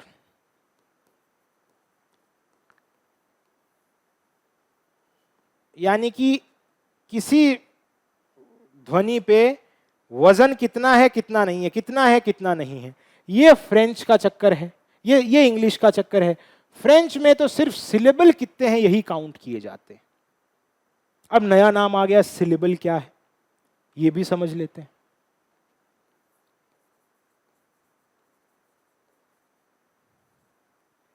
किसी भी शब्द में जितनी व्यंजन, जितनी स्वर की ध्वनियां हैं, वाल साउंड हैं, उतने उसमें सिलेबल होंगे। जैसे अब एक सवाल प्रोसोडी, अब ये जब पूरा जो ये सिस्टम होता है पढ़ने का, इसको अपन बोलते हैं यूजीसी नेट में एक आधा सवाल यहां से आपको देखने को मिल जाता है। मीटर क्या है, अंग्रेजी का मीटर कैसा है, एक्सेंचुअल मीटर है ये जैसे अपन ने कहा। रिदम क्या है, इसके साथ एक राइम भी आएगी, उसको भी पढ़ेंगे अभी। तो ये सब चीजें प्रोसोडी का हिस्सा है। एक जो प्रोसोडी यानी मीटर को पढ़ने के लिए जो चीज यूज की जा रही है वो प्रोसोडी है। अब यहां सिलेबल क्या है? ये सिलेबल तीन चीजों से मिलकर बनता है। एक तो है आपका ऑनसेट, एक है आपका न्यूक्लियस, और एक है आपका कोडा। जैसे मैं लिखूं बैट, बी अ और ट, तो ये जो ए की ध्वनि है यहां अ आ रहा है, स्वर की जो ध्वनि, ये एक सिलेबल हो गया, ये एक सिलेबल हो गया। बात ठीक है? तो सिलेबल तीन चीजें आती हैं। ऑनसेट, ऑनसेट भी क्या है? व्यंजन। और कोडा भी क्या है? व्यंजन। तो सिलेबल एक ऐसी इकाई है जिसमें एक वॉल साउंड होगा, उसके साथ व्यंजन हो या नहीं हो ये कोई जरूरी नहीं है। होता है तो ठीक है, अकेला स्वर आ रहा है तो वो एक सिलेबल है। तो जितने स्वर उतना सिलेबल किसी में। ये बात अब करने का पर्पस अपना इस मीटर को समझना, क्योंकि फ्रेंच ने मीटर की शुरुआत कर दी है एंग्लो नॉर्मन पीरियड से। मेटेरिकल वर्स की शुरुआत, मीटर पहले नहीं था, पहले एलिट्रेशन और कैनिंग थे जो अपन समझ के आए हैं। अब यहां आपके एक चीज की और दिक्कत है होगी कि स्ट्रेस अनस्ट्रेस चलती है कविता, अनस्ट्रेस स्ट्रेस चलती है, या कैसे चलेगी। तो देखिए कई तरीके के मीटर आपको देखने को मिलेंगे।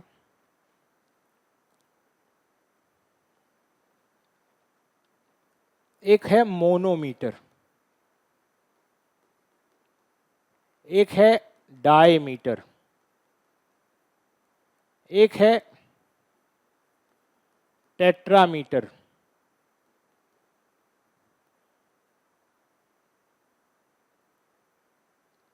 एक है पेंटामीटर, एक है हेक्सामीटर, एक है हेप्टामीटर, एक है अपने पास डेक्टामीटर, एक है नोनामीटर और एक है डेकामीटर। अब ये मीटर हैं क्या?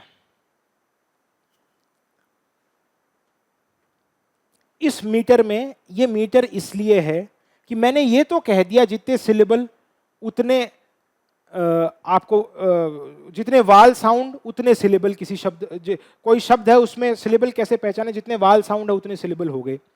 मगर अब सवाल ये है हम ऐसे कैसे पता करें कि कोई साउंड स्ट्रेस चलेगा, अनस्ट्रेस चलेगा, स्ट्रेस चले, या फिर अनस्ट्रेस चलेगा, स्ट्रेस चलेगा, कैसे पहचाने? उसका क्या तरीका है, कैसे बांटोगे उसको? तो जो भी सिलेबल होता है हमने पढ़ा था वो फुट पे चलता है, फुट पे, और एक फुट में 2 सिलेबल होते हैं, यानी 2 वाल की ध्वनियां होती हैं, 1 और 2, और इनसे मिलके ये क्या बनता है, फुट बनता है, दोनों सिलेबल है, यानी वाल साउंड स्वर की ध्वनियां हैं और इनसे मिलके एक फुट बनता है। अब ये फुट स्ट्रेस भी जा सकता है और अनस्ट्रेस भी जा सकता है, या कई जगह पहले अनस्ट्रेस चला जाए और स्ट्रेस चला जाए। तो जो मोनोमीटर होता है, जो मोनोमीटर है उसमें 1 फुट होता है और 2 सिलेबल। यही पढ़ा है अपन ने कि 1 फुट में 2 सिलेबल होता है, तभी स्ट्रेस अनस्ट्रेस डिसाइड होगा, अदरवाइज कैसे दिखाओगे आप स्ट्रेस, कविता कैसे बढ़ेगी?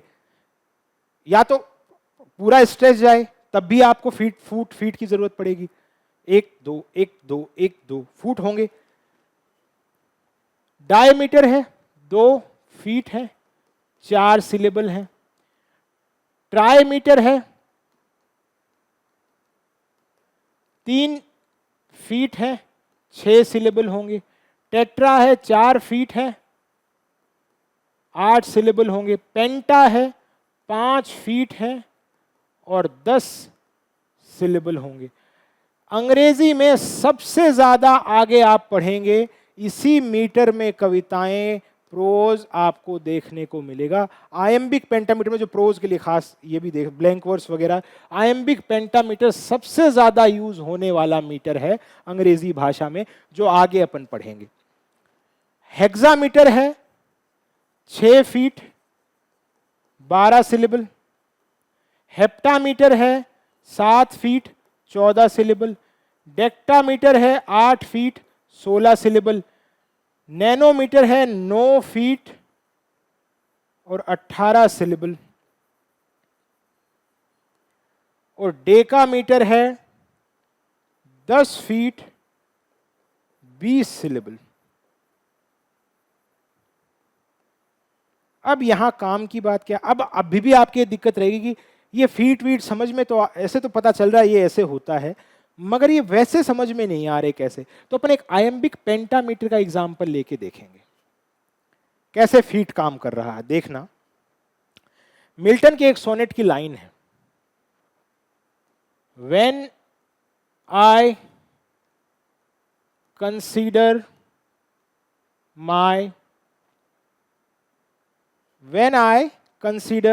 माई लाइट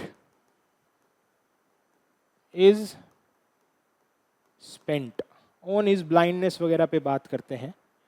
अब देखना, मैंने कहा जितने वाल की ध्वनियां उतने सिलेबल। वेन में वे आ रहा है एक सिलेबल, आय में ये एक डिप्थोंग है, आय एक साथ आ रहा है, एक सिलेबल काउंट होगा। अब डिप्थोंग क्या है ये भी देख लो, डिप्थोंग और मोनोथोंग। डिप्थोंग स्वर की वो ध्वनि जो ग्लाइडिंग है, एक जगह रुकती नहीं है, दूसरी जगह पहुंच जाती है हाथों हाथ। मोनोथोंग है जो शाश्वत रहती है एक स्वर की ध्वनि। वह, वेन में वह आया वह तक रहा, आगे नहीं बढ़ा। कैट में CAT, कैट के अंदर ए आया, आगे नहीं बढ़ा। आय में दो साथ में दिख रहे हैं, आ और ई, ये इसे डिप्थोंग बोलते हैं। कंसीडर 3 सिलेबल है, अ, ई और वापस ए, 3 सिलेबल है। माय वापस आई डिप्थोंग है। लाई, लाइट आई है। इज में ई है, स्पेंट में ए है। अब अपन गिनेंगे 1 2 3 4 5 6, 2 सिलेबल, 3 सिलेबल, 4 सिलेबल, 5 6 7 सिलेबल। यहां ये जैसे पेंटामीटर की लाइन है, इसमें अपने को 10 सिलेबल ढूंढने हैं टोटल। तो यहां अपने पास टोटल 10 को अपन वापस से जैसे काउंट करें, एक तो ए व, एक आ ई, एक ये कन सी ड, 3 सिलेबल, 5, यहां तक अपने पास 5 हैं। 6 आई 7, ये यहां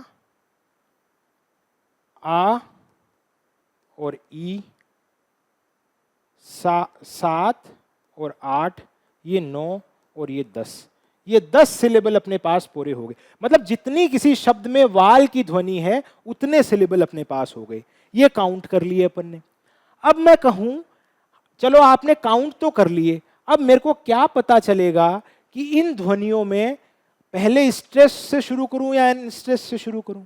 तो जो आयम्बिक सिस्टम होता है, जैसे कई इसके अंदर तरीके होते हैं, आयम्बिक, ये भी परीक्षा में आपसे सवाल देखने को मिलता है। आयम्बिक है, ट्रोकेइक है, एनापेस्टिक है, डेक्टाइलिक है और स्पॉन्डी है। ये क्या है? आयम्बिक में क्या होता है, पहला सिलेबल है वो अनस्ट्रेस होता है, दूसरा स्ट्रेस होता है, ये अनस्ट्रेस स्ट्रेस अनस्ट्रेस, फिर unstress stress unstress stress unstress. तो इसकी कैसे बनेगी ध्वनि? डा डम, वापस डा डम, डा डम, डा डम, डा डम, इस तरह से। तो when I consider my light, how my light, तो यहां एक हाउ शब्द भी, ये एक आउ, दो एक डिप्थोंग और बचा था, तो इसलिए साथ में आ गए, मतलब टोटल 10 हो गए। तो यहां इस तरीके से बढ़ेगा, डा डम, डा डम, डा डम, डा डम, डा। तो ये आयम्बिक की पैटर्न क्या है, पहले अनस्ट्रेस फिर आपके पास स्ट्रेस। ट्रोकेइक में पहले स्ट्रेस फिर आपके पास अनस्ट्रेस। अगर ट्रोकेइक मीटर होता तो ये लाइन कैसे पढ़ी जाती, वहां डाडम चल रहा है, वहां ट्रोकेइक में पहले आता स्ट्रेस, तो डम डा डम डा डम डा उल्टा चलती। तो हमने ये तो जाना है कि मीटर क्या है, मेजर करेगा, इस चीज को समझिए वापस। मीटर क्या है, मेजर करेगा रिदम को। रिदम क्या है, स्ट्रॉन्ग साउंड भी स्ट्रेस और अनस्ट्रेस से लय ताल तय होती है अंग्रेजी में। तो स्ट्रेस अनस्ट्रेस से तय होती है, तो स्ट्रेस स्ट्रेस पता कैसे करें? तो हमने इसे पता करने के लिए देखा कि इतनी तरीके के मीटर होते हैं। अब उस मीटर में सबसे पहले हमें यह तय करना है कि सबसे पहले सिलेबल ढूंढना है, स्वर ढूंढना है। तो स्वर इस लाइन में अपन को जैसे 10 दिखे तो ये पेंटामीटर की लाइन हुई। अब 10 में मैंने कहा 5 स्ट्रेस होंगे और 5 अनस्ट्रेस होंगे। 5 स्ट्रेस्ड हैं, 5 अनस्ट्रेस्ड हैं यहां, क्योंकि ये तय चीजें, ये फुट बनता है ना, इससे 5 फीट बन गए इससे। भाई कोई दो चीजें होंगी तभी तो आप तय करोगे स्ट्रेस कौन सा अनस्ट्रेस कौन सा है। तो दो सिलेबल को मिला के एक फुट बन गया है।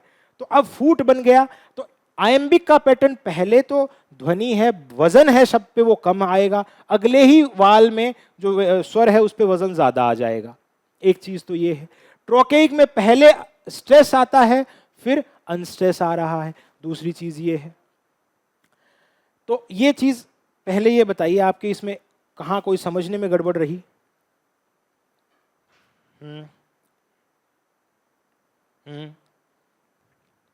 भाई डेक्टाइलिक का ट्रोकेइक का, इसकी तो अभी बात करें। इसके अंदर क्या चीज समझ में ऐसा लगा कि जो समझ में नहीं आई हो, उसको अपन फिर से will repeat this whole thing. If you are not getting what I am trying to convey, then कुछ इसके अंदर कुछ आपको नहीं लगा हो समझने वाला।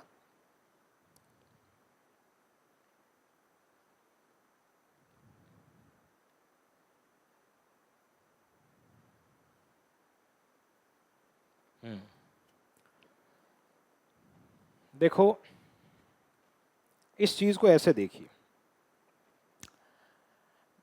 पहले एंग्लो सेक्शन में अपन ने बात करी कैनिंग अलिट्रेशन हुआ करते थे।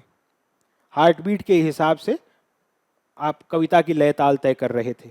यहां लय ताल किससे तय हो रही है? फ्रेंच एंग्लो नॉर्मन मीटर लेके आए। फ्रेंच में सिर्फ सिलेबल का मीटर चलता है, वहां स्ट्रेस अनस्ट्रेस का कोई मामला नहीं है, वहां हर एक चीज को संभाल के रखा जा रहा है। अब अंग्रेजी में एक्सेंचुअल मीटर चलता है, वहां हर एक शब्द को किसी को छोड़ दिया जाता है, किसी पे वजन ज्यादा है किसी पे कम है, तो उसी से कविता की लय ताल तय होती है। इतना मामला क्लियर है? अब देखिए हमने कहा ये तय कैसे होगा स्ट्रेस अनस्ट्रेस, तो सबसे पहली जो प्रोसेस है वो होगी सिलेबल पहचानो। सिलेबल क्या होता है? 3 हिस्से होते हैं, ऑनसेट होता है, न्यूक्लियस होता है और कोडा होता है। तो सिलेबल सीधी सी भाषा वो कि जितने स्वर हैं किसी शब्द में उतने सिलेबल हो जाएंगे। ठीक बात है। अब सिलेबल को पहचानने के लिए स्ट्रेस अनस्ट्रेस वाले पैटर्न की तरफ चलें, उसको पहचानेंगे। तो मैंने कहा अब स्ट्रेस अनस्ट्रेस दो देखोगे कैसे? ताल लय ताल कैसे तय होगी? या तो डा या डम डा ऐसे आए, या डम डा उल्टा पढ़ा जाए। दो चीजों के कंपैरिजन पे ही तो स्ट्रेस अनस्ट्रेस आएगा, या पूरी लाइन स्ट्रेस हो जाए मगर कंपैरिजन में तो दिखेगी वो। तो कंपैरिजन कैसे करते हैं? एक फूट होता है कविता में, एक फूट है, इसमें 2 सिलेबल होते हैं। तो ये 2 सिलेबल हैं, या तो ये एक सिलेबल ये स्ट्रेस है, या फिर ये अगले वाला अनस्ट्रेस है, या अनस्ट्रेस है या स्ट्रेस है, ऐसे मान लो। तो इसी तरह अलग अलग तरीकों में कविताएं लिखी जाती है। मोनोमीटर में 1 फुट से 2 सिलेबल, स्ट्रेस अनस्ट्रेस सीधे सीधे शब्द चलते जाते हैं, ऐसा हो। या डाईमीटर जहां 4 सिलेबल, एक मतलब 4 वर्ड हो और उसमें पहचाना जाए। पेंटामीटर यानी लंबी लाइन है एक, उसमें 10 सिलेबल हैं और उसको 5 फीट में अपन ने बांट रखा है। 10 सिलेबल को 5 स्ट्रेस 5 अनस्ट्रेस हो, ऐसे देखा जाए। और ये 10 तक डेकामीटर तक कहीं ना कहीं आपको हेक्सामीटर, डेकामीटर, हेप्टामीटर अलग अलग चलते हुए दिखेंगे। इसी को अपन ने इस लाइन से समझा, when I consider how my light is spent.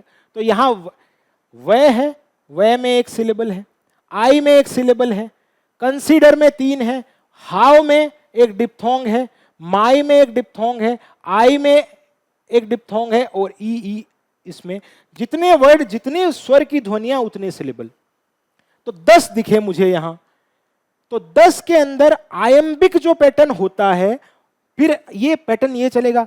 कवि ने लिख रहा है, उसने सोचा कि मैं शुरुआत कैसे करूं, पहले जिन पे कम वजन है उन शब्दों को रखूं या जिन पे ज्यादा वजन है उन शब्दों को रखूं।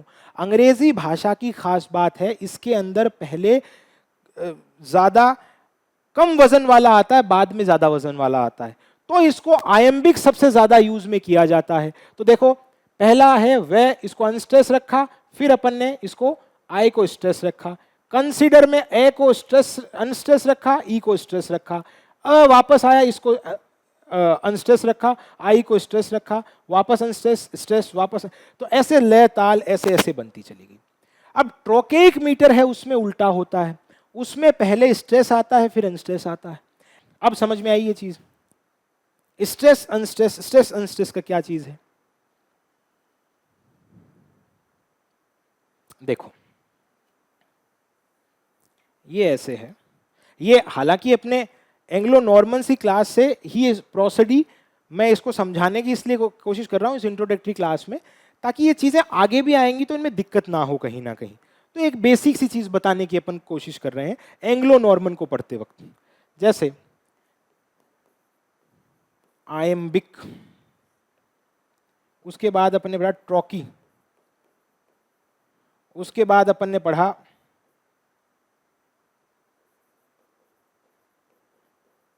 एनापेस्टिक, उसके बाद अपन ने पढ़ा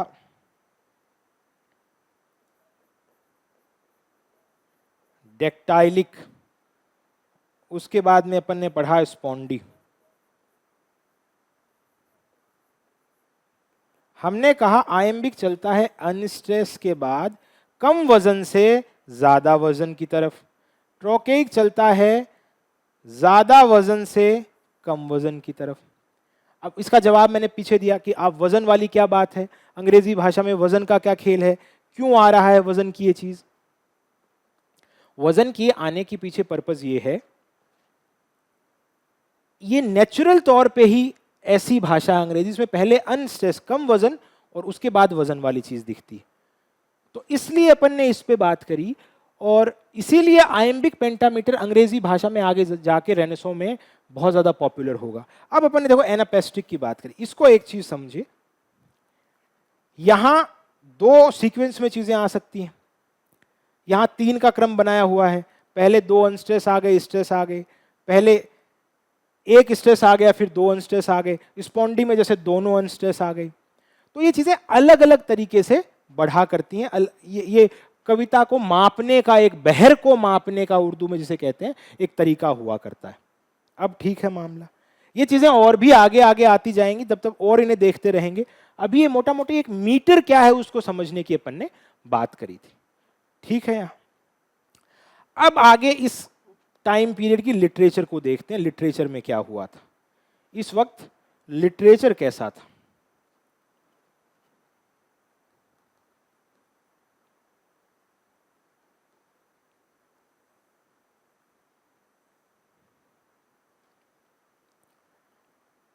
जब से मैंने कहा फ्रेंच है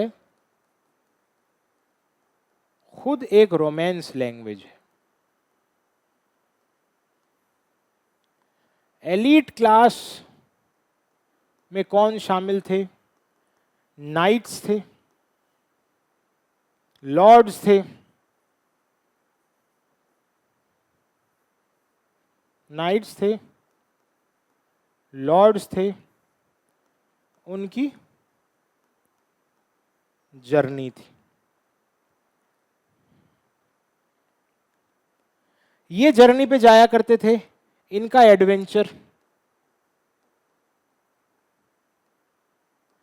इनकी लव स्टोरीज, और इन दैट एडवेंचर और in that when they were roaming around they used to save a female. वो किसी भी औरत को जैसे बचाने की कोशिश करते थे, फिर उनसे प्यार मोहब्बत हो जाता था, तो उनका एडवेंचर और प्यार मोहब्बत की कहानियां थी। कोई भी इल विल पर्सन था उसको ये मार देते थे, they used to kill some ill will person उस औरत को बचाने के लिए। तो इनकी कहानियों में इसी घूमने फिरने की, इसी प्यार की जो भी बात थी वो लिखा जा रहा था, उसे रोमांस की कैटेगरी में अपन शामिल कर रहे थे। तो इन्हीं भाषाओं में जो रोमांस लैंग्वेज में जो चीजें, कहानियां, स्टोरीज लिखी गई थी उन्हें रोमांस स्टोरीज बोलते थे, वो एडवेंचर और प्यार मोहब्बत की थी। बॉलीवुड ने क्या किया, सिर्फ प्यार मोहब्बत वाली चीज उठाई और उसे रोमांस या रोमांटिक नाम दे दिया, वो इसी जगह से आ रहा है। तो एक रोमांस नाम की चीज है, शिविलरिक रोमांस है, एंग्लो नॉर्मन में आ गया। ये शिविलरी क्या है? शिविलरी आपको एंग्लो नॉर्मन पीरियड में दिख रही है। अब शिविलरी का क्या मतलब है, क्या होती है शिविलरी, किससे समझे अपन शिविलरी को? शिविलरी नाम की चीज है, और आजकल शिविलरी आप सुनते भी हैं, हर जगह शिविलरी की बात है। रिस्पेक्ट किसकी, कैसे रिस्पेक्ट, कैसे होगी रिस्पेक्ट, क्या किस सेंस में रिस्पेक्ट?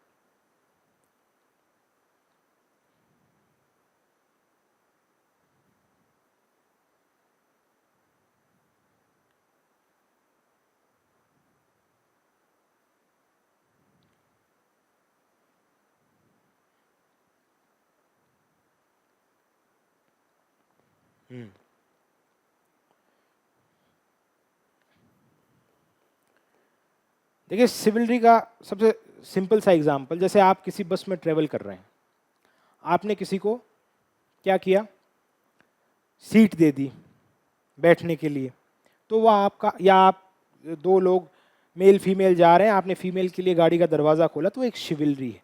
तो वो जो एटिकेट्स थे वो एलिट क्लास के पास थे, और वो ये यहाँ भी उस जर्नी के अंदर भी औरत को बचा रहे थे, एटिकेट्स थे। तो ऐसी कहानियां प्यार वाली, शिविलरी रोमांस वाली, कहीं ना कहीं फ्रेंच कल्चर से आई हैं, और यही शिविलरिक रोमांस है पॉपुलर हो गए कब, इसी एंग्लो नॉर्मन पीरियड के अंदर। और यहां इसी टाइम पे आपको एक फेमस वर्क दिखेगा इसी शिविलरी से जुड़ा हुआ,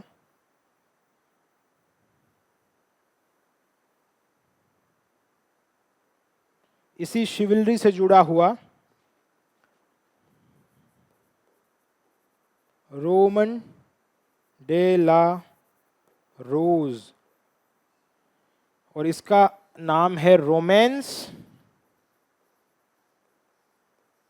of the Rose, Roman de la Rose और रोमांस ऑफ द रोज। यहां दो लवर और बिलोविड हैं, वो किसी गार्डन में जा रहा है, और वहां एक रोज है, वो उसकी बिलोविड का सिंबल है। तो इस प्यार से इतर कहानियां लिखी, दो लोग थे यहां, जेन डी म्यून,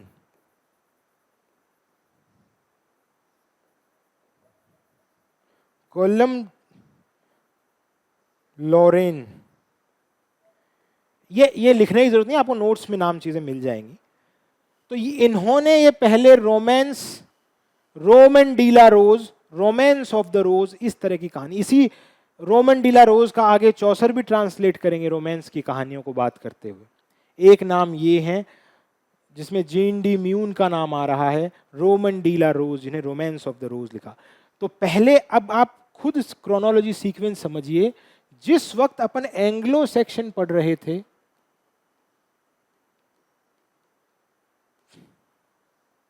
और यहां एंग्लो नॉर्मन है,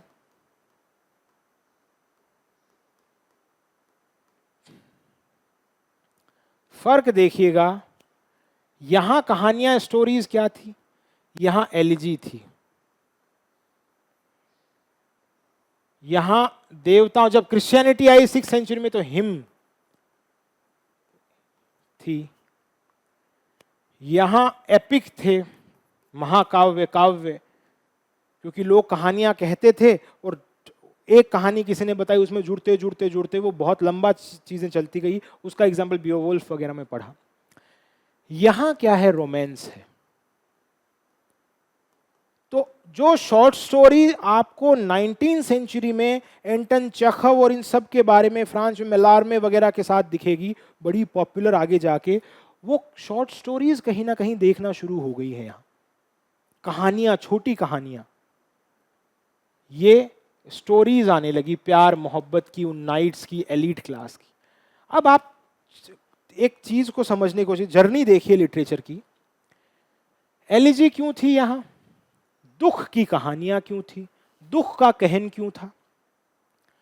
उस दुख के कहन का रीजन ये था, लोगों की जिंदगी इतनी हार्श थी, उनके पास लेमेंट था, किस चीज का, या तो कोई नौकरी पे है, उसे नौकरी इन सेंस किस चीज की नौकरी, जो कहीं एक मोनेस्ट्री में एक काम कर रहा है इंसान, उसकी जगह कोई दूसरा प्रीस्ट आ गया, इस चीज का दुख है। एक दुख किस चीज का?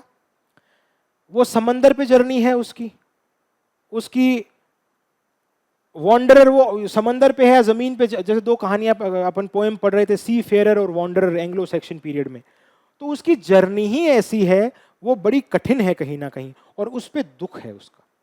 हिम क्यों आई?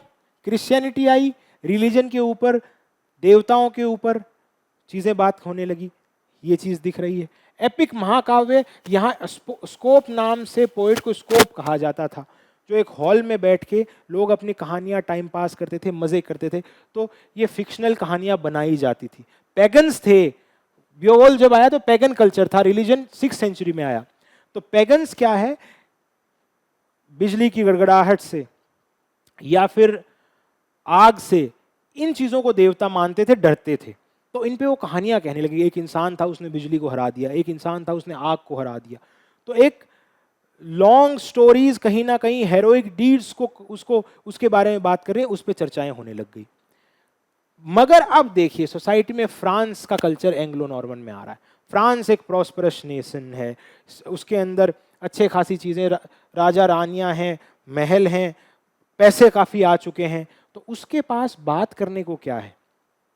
अब आदमी जब कंफर्टेबल लेवल की तरफ आगे बढ़ने लग जाता है, कंफर्ट को प्राप्त कर लेता है, तो उसे क्या है? ये सारी चीजें, लग्जरी है, इश्क है, मोहब्बत है, इसकी तरफ बढ़ रहा है और इस पे बातें हो रही। तो यहां ये रोमांस की कहानियां आ गई। अब यहां देखिए, अब देखिए आर्ट है, साहित्य है, अलग से कब बनता है? किसी आदमी, कोई गरीब आदमी है, सोच के देखिए, उसके पास पैसे नहीं है, शाम की रोटी का गुजारा नहीं, वो इस प्यार मोहब्बत इश्क से आगे बढ़ के, दो चीजें जरूरी है हर इंसान की जिंदगी में, मगर इससे दो चीजें आगे बढ़ के सोचेगा वो। ये लोग रोमांस, जो एलीट क्लास का कल्चर था, वहां सबसे ज्यादा बात ही इस पे हो रही थी, रिश्तों पे, रिलेशन पे, एटिकेट्स पे, मैनर्स पे। तो ये कहानियों में भी दिखने लग गया, जिसकी अपन ने बात करी थी अभी। जीन ड म्यून और गलेमेडी लॉरेंस की नाम की लॉरिस थे, उन्होंने रोमन डी ला रोज नाम से वर्क लिखा। अगला ही इस रोमांस की कड़ी में नाम एक और आएगा, उसको भी देखेंगे। दूसरा यहां जो नाम आ रहा है, हमने ये पढ़ा एंग्लो सेक्शन में, एलिटरेशन था।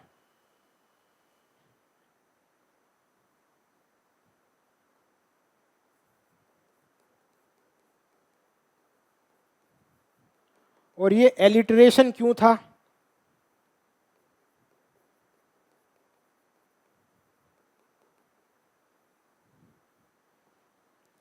ये कहा कि हार्ट बीट, हमारा ब्रीदिंग पैटर्न, उसी के हिसाब से कविता को कहने का चलन भी आ गया। ये डिवाइस, इसी तरह की लिटरेरी डिवाइस। एक यहां कैनिंग था, उसको देखा अपन ने। कैनिंग क्यों था? कंपाउंड वर्ड्स, लैंग्वेज पहले जटिल थी, सिंप्लीफाई नहीं हुई थी, तो उस चीज को कंपाउंड, जैसे वेल रोड कहा, कैंडल ऑफ द स्काई कहा, जैसे सन को कहा, तो सन नाम नहीं था, कैंडल ऑफ द स्काई, इस तरह से मिले जुले चीजों को बताया जा रहा था। यहां क्या आया इसी चीज में? मीटर आया। मेटेरिकल वर्स की लय ताल को तय करने वाली चीजें और आगे आ गई हैं, बढ़ गई हैं। फ्रेंच तो सिर्फ सिलेबल पे काम कर रही थी, जितनी स्वर की ध्वनियां वही मीटर। अंग्रेजी में ऊंच नीच होती है, कोई ध्वनि पे वजन ज्यादा है, कोई पे कम है, तो उसको नापने का काम भी इस वक्त में शुरू हुआ, जो प्रोसडी में आप पढ़ते हैं। ये चीजें यहां हो रही थी। अगला चीज, एक और नाम है यहां इसी कड़ी में, मैरी डी फ्रांस का। उसने लेज लिखे थे, शॉर्ट नैरेटिव स्टोरीज हैं। ये भी स्टोरीज रोमांस की ही बात कर रही थी। ये लेज क्या होती है? एक तरह की नैरेटिव कविता, नैरेटिव ही चीज होती है। उसमें जैसे अपने कहा lyric poetry, narrative poetry, dramatic poetry, तो ये नैरेटिव पोइट्री का ही हिस्सा है। इसमें भी ये रोमांस के इतर ही कहानियां थी। अब सोच के देखिए, जिस एज में फीमेल्स अलाउड नहीं थी, उनका एग्जिस्टेंस भी नहीं है, मेल वर्ड है, वहां एक औरत रोमांस के ऊपर लिख रही है। तो फ्रेंच कल्चर आज के वक्त ही नहीं, उस वक्त भी इतना ओपन था। और या इस मैरी डी फ्रांस की हकीकत देखिए, इसने कितना स्ट्रगल सहा होगा, कितने लोगों की नानुकूर सुनी, और उसके बाद भी ये कहीं ना कहीं लेज लिखने का काम कर रही है। तो पहली एक फीमेल राइटर भी आपको इस वक्त नजर आ जाएंगी मैरी डी फ्रांस के नाम से। एक चीज तो ये रोमांस की थोड़ी बहुत अपन ने चर्चा करी। दूसरा हिस्सा यहां किंग आर्थर की स्टोरी, जो भी रोमांस के साथ ही आपको दिखती है, किंग आर्थर की कहानियां। King Arthur's story, मॉर्टे D Arthur जिसे कहा जाता है। किंग आर्थर कौन थे? अब सवाल ये आता है। किंग आर्थर को, जैसे अंग्रेजी में, जैसे सभी लैंग्वेजेस में एक साइकिल हुआ करता है, उस पर बात करें। पहले आप ये बताइए कि किंग आर्थर कौन थे? किंग आर्थर के बारे में क्या जानते हैं? बार बार जिक्र आएगा, जब आप स्पेंसर पढ़ेंगे तब भी आएगा, किंग आर्थुरियन स्टोरीज, किंग आर्थर का बार बार नाम। तो कौन थे किंग आर्थर? राजा तो राजा तो किंग आर्थर तो यहीं लिखा है राजा थे। कौन राजा, क्या कर रहे थे, क्या खास था इनके पास ऐसा? इनकी कहानियों को क्यों सुना जा रहा है, इनकी कहानियों को ही बार बार रिपीट किया जा रहा है? जब नेशनलिज्म और नेशनलिस्टिक प्राइड की बात आती है लिटरेचर में, तब भी किंग आर्थर का बात आता है। स्पेंसर और ये सब लोग किंग आर्थर के ऊपर ही चर्चा कर रहे हैं।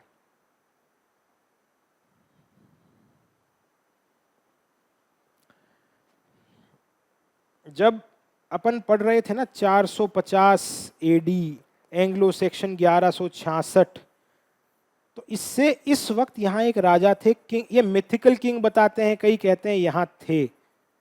और रोमन से और इन एंग्लो सेक्शन से इस आदमी ने बड़ी, यूं कहते हैं, जम के लड़ाई लड़ी थी। Very brave person. तो जब वो बहादुर इतना था, तो इसकी कहानियां ही इंग्लिश कल्चर में आती हैं धीरे धीरे, फ्रेंच के साथ साथ। एक तो फ्रेंच रोमांस लेके आए, अब ये इंग्लैंड में रहने भी लगे। तो जब इंग्लैंड में रहने लगे, तो ये लोग कहीं ना कहीं यहाँ की कहानी, इंग्लैंड वाली कहानियों पे भी, मतलब कहने का तरीका ये, फ्रांस के लोग थे, इंग्लैंड में आके बस गए, ठीक है। तो वो रोमांस नाम की एलीट क्लास की ये चीज लेके, एडवेंचर की कहानियां, प्यार मोहब्बत की कहानियां। अब मान लो कोई भारत में आके रहने लग जाए, फ्रांस का आदमी, तो एडवेंचर, प्यार मोहब्बत की कहानी तो लेके आ गया, यहाँ के लोगों को भी उसने सिखा दी। मगर अब वो यहाँ के लोग उस कला को तो अडॉप्ट कर लिया, साथ में वो ये भी सीखेगा कि हमारा भी तो यार एक ऐसा एडवेंचर करने वाला हीरो था, उसका भी तो नाम था कुछ। तो कहते हैं यार हमारा किंग आर्थर था यार एक नाम से, किंग आर्थर ने क्या गजब के काम किए थे, क्या लड़ाई लड़ी थी एंग्लो सेक्शन और इन सब से। तो उसकी कहानियां भी अब लिटरेचर में आने लग जाएंगी। जैसे सबसे पहले इन कहानियों पे इंग्लैंड में चर्चा जिसने करी वो थे जियोफ्री ऑफ मॉनमाउथ। ये आपको नोट्स में लिखी मिल जाएंगी, ये चीजें लिखने की जरूरत नहीं। जियोफ्री ऑफ मॉनमाउथ, इसने एक वर्क लिखा,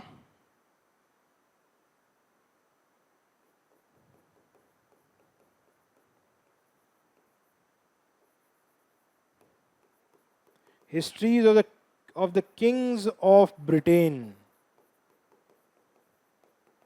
और ये लगभग 12th सेंचुरी में इस आदमी ने लिख दिया था। इसे बोलते हैं हिस्टोरिया रेम ब्रिटेनिया।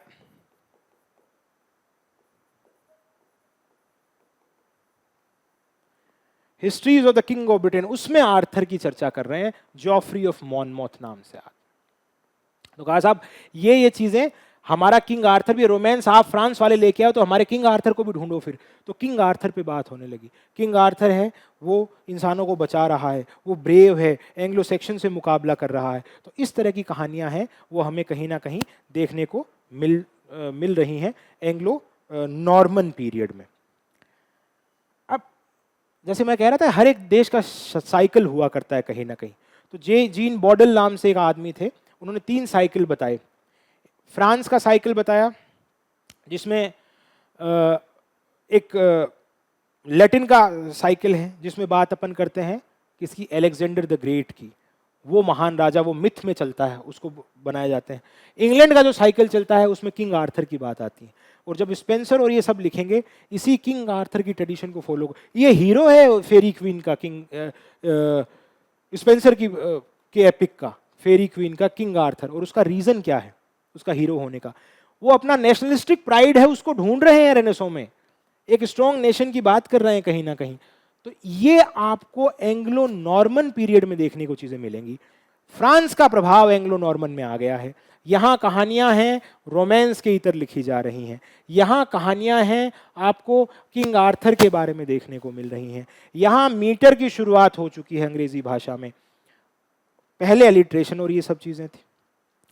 तो हमने अभी आज की क्लास में चर्चा मोटा मोटी किन चीजों पे बात करी है?